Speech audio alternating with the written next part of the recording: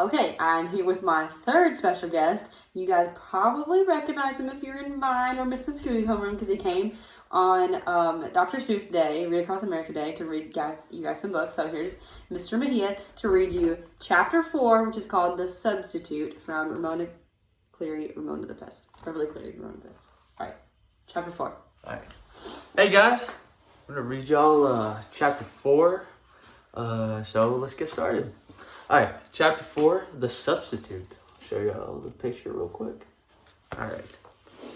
Before long, Miss Quimby and Miss Kemp decided the time had come for Ramona and Howie to walk to school by themselves. Miss Kemp, pushing Willa Jean in her stroller, walked Howie to the Quimby's house where Ramona's mother invited her in for a cup of coffee.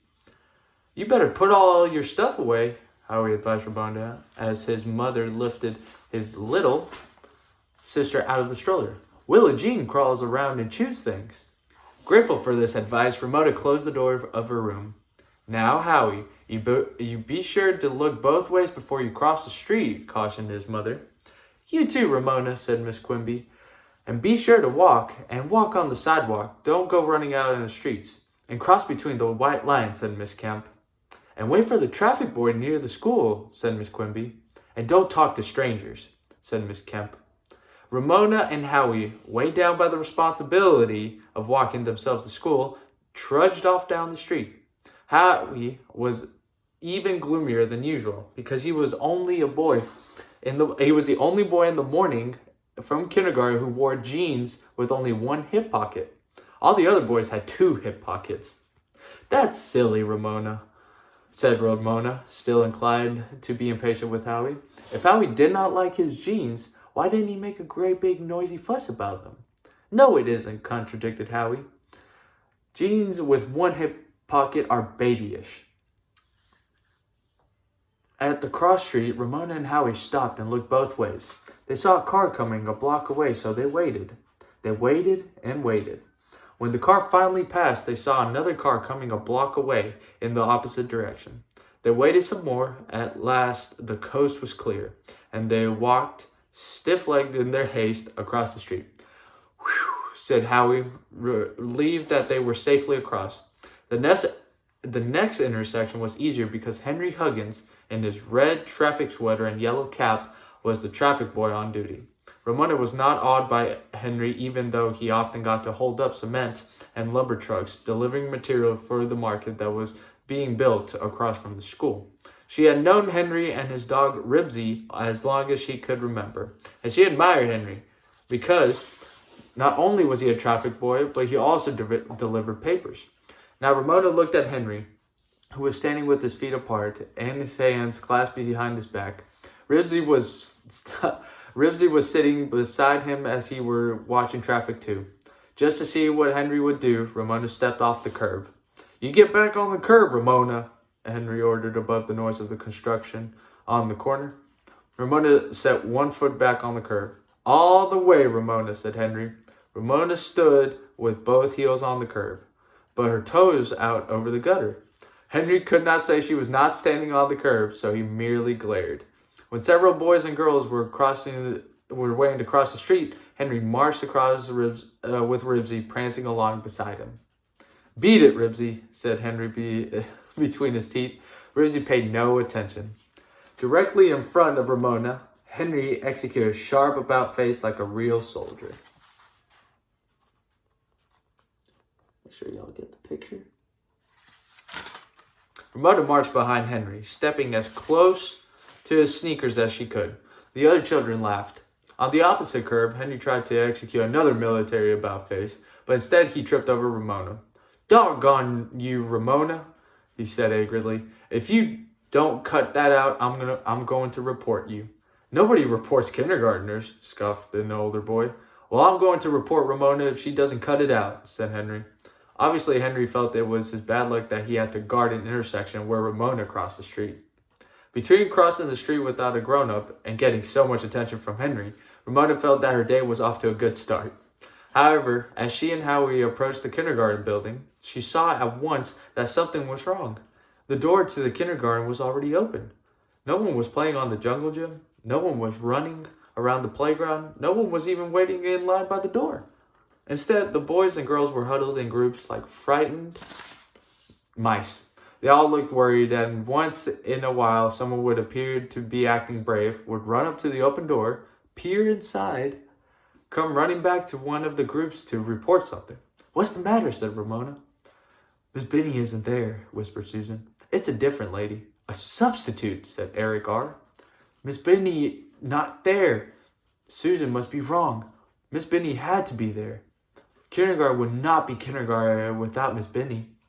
Ramona ran to the door to see for herself. Susan was right. Miss Benny was not there. The woman who was busy at Miss Benny's desk was taller and older. She was as old as a mother. Her dress was brown and her shoes were sensible. Ramona did not like what she saw at all, so she ran back to the cluster of boys and girls. "What are we going to do?" she asked, feeling as if she had been deserted by Miss Benny. For her teacher to go home and not come back was not right. "I think I'll go home," said Susan. Ramona thought the idea was babyish of Susan. She had seen what had happened to boys and girls who ran home from kindergarten. Their mothers marched them right back again, and that's what happened. No, going home would not do. "I bet the substitute won't even know the rules of our kindergarten," said Howie. The children agreed. Miss Benny said following the rules of their kindergarten was important. How could the stranger know what the rules were? A stranger would not even know the names of the boys and girls. She might get them mixed up. Still, feeling that Miss Benny was disloyal to stay away from school, Ramona made up her mind she was not going into that kindergarten room with that strange teacher. Nobody could make her go in there. But where could she go? She could not go home because her mother would march her back. She could not go into the main building of Glenwood School because everyone would know a girl her size belonged out in the kindergarten. She had to hide, but where? When the first bell rang, Ramona knew she did not have much time. There was no place to hide on the kindergarten playground, so she slipped around behind a little building and joined the boys and girls who were streaming into the red brick building. "Kindergarten, baby," a first grader shouted at Ramona. "Pie face," answered Ramona with spirit. She could see only two places to hide: behind the bicycle racks or behind a row of trash cans. Make sure y'all see the picture. I don't know if y'all can see the picture or not. Let's see, there we go. It's right there. Ramona chose the trash cans as the last children entered the building. She got down on her hands and knees and crawled into the space between the cans and the red brick wall. The second bell rang. Hup, 2, 3, 4. Hup, 2, 3, 4. The traffic boys were marching back from their spots at the intersections near the school. Ramona crouched, motionless on the asphalt. Hup, 2, 3, 4. The traffic boys, heads up, eyes front, marched past the trash cans and into the building. The playground was quiet, and Ramona was alone. Henry's dog Ribsy, who had followed the traffic boys as far as the door of the school, came trotting over to check the odors of the trash cans. He put his nose down to the ground and whiffled around the cans while Ramona crouched motionless with rough asphalt digging into her knees. Ribsy's busy nose led him around the can face to face with Ramona. "Woof!" said Ribsy. "Ribsy, go away!" ordered Ramona in a whisper. "Ruff!" Ribsy knew Ramona was not supposed to be behind the trash cans. "You be quiet!" Ramona's whisper was as ferocious as she could make it. Over in the kindergarten, the class began to sing the song about the Donzer. At least the strange woman knew that much about kindergarten. After the Donzer song, the kindergarten was quiet. Ramona wondered if the teacher knew that show and tell was supposed to come next. She strained her ears, but she could not hear any activity in the little building. The space between the brick wall and the trash cans began to feel as cold as a refrigerator to Ramona in her thin sweater.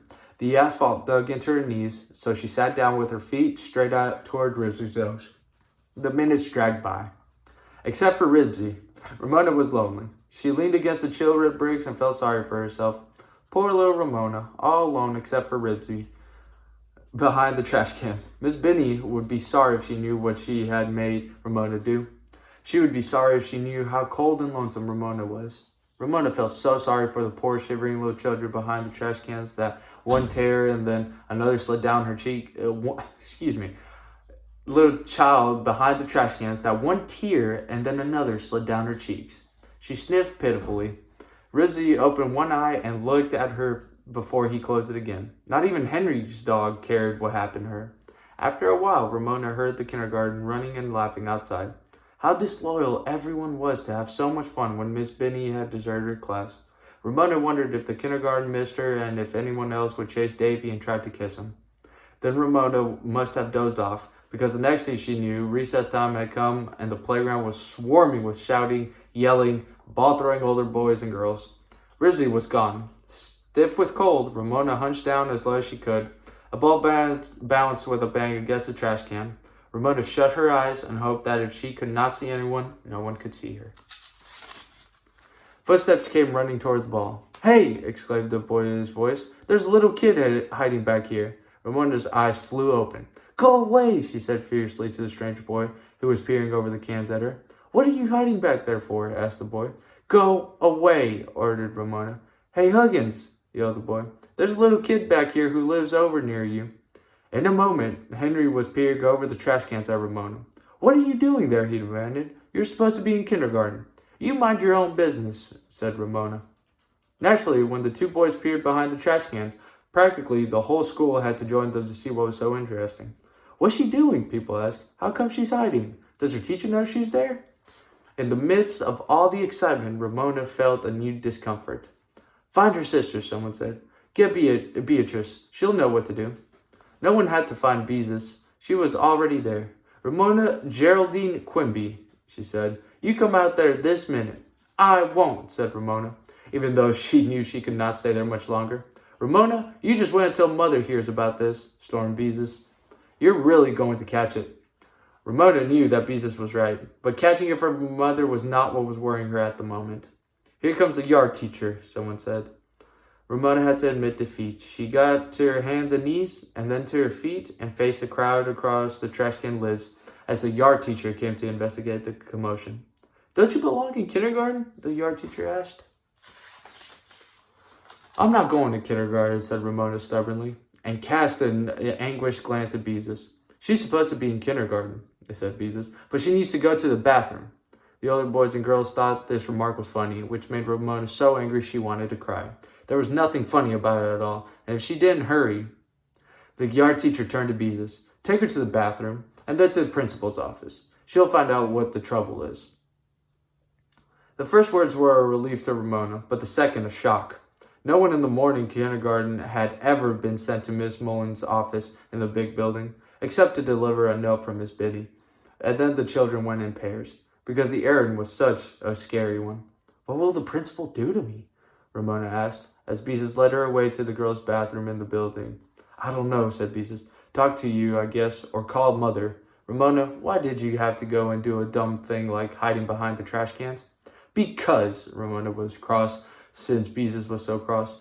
When the girls came out of the bathroom, Ramona reluctantly allowed herself to be led into the principal's office. When she felt small and frightened, even though she tried not to show it. "This is my little sister, Ramona," Beezus explained to Miss Mullen's secretary in the outer office. "She belongs in kindergarten, but she's been hiding behind the trash cans." Miss Mullen must have overheard, because she came out of the office. Frightened though she was, Ramona braced herself to say, "I won't go back to kindergarten." "Why, hello, Ramona," said Miss Mullen. "That's all right, Beatrice. You may go back to your class. I'll take over." Ramona wanted to stay close to her sister, but Beezus walked out of the office, leaving her alone with the principal, the most important person in the whole school. Ramona felt small and pitiful with her knees, still marked with asphalt that had gouged her. Miss Mullen smiled as if Ramona's behavior was of no particular importance, and said, "Isn't it too bad Miss Bidney had to stay home with a sore throat? I know what a surprise it was for you to find a strange teacher in kindergarten room." Ramona wondered how Miss Mullen knew so much. The principal did not even bother to ask what Ramona was doing behind the trash cans. She did not feel the least bit sorry for the poor little girl with the gouged knees. She simply took Ramona by the hand and said, "I'm going to introduce you to Miss Wilcox. I know you're going to like her," and started out the door. Ramona felt a little indigent, because Miss Mullen did not demand to know why she had been hiding all that time. Miss Mullen did not even notice how forlorn and tear-stained Ramona looked. Ramona had been so cold and lonely and miserable that she thought Miss Mullen should show some interest. She had half expected the principal to say, "Why, you poor little thing, why were you hiding behind the trash cans?" The looks on the faces of the morning kindergarten, and when Ramona walked into her room with the principal, made up for Miss Mullen's lack of concern. Round eyes, open mouths, faces blank with surprise, Ramona was delighted to see the whole class staring at her from their seats. They were worried about her. They cared what had happened to her. "Ramona, this is Miss Benny's substitute, Miss Wilcox," said Miss Mullen. To the substitute, she said, "Ramona is a little late this morning. That was all. Not a word about how cold and miserable Ramona had been. Not a word about how brave she had been to hide until recess." "I'm glad you're here, Ramona," said Miss Wilcox as the principal left. "The class is drawing with crayons. Would you like to draw?" Here it was seat work time, and Miss Wilcox was not even having the class to do real seat work, but was letting them draw pictures. As of this day were the first day of kindergarten. Ramona was most disapproving. Things were not supposed to be this way. She looked at Howie scrubbing away with a blue crayon to make a sky across the top of his paper, and at Davy, who was drawing a man whose arms seemed to come out of his ears. They were busy and happy, drawing whatever they pleased. "I would like to make cues," said Ramona on sudden inspiration. "Make use of what?" asked Miss Wilcox, handing out a sheet of drawing paper. Ramona had been sure all along the substitute could not be as smart as Miss Biddy, but at least she expected her to know what the letter Q was. All grown-ups were supposed to know Q. "Nothing," Ramona said, as she accepted the paper and, pleasantly self-conscious, under the awed stares of the kindergarten, went to her seat. At least Ramona was free to draw her Q her own way. Forgetting the loneliness and discomfort of the morning, she drew a most satisfying row of Qs, Ramona style, and decided that having a substitute teacher was not so bad after all. See, this is how Ramona did her Qs.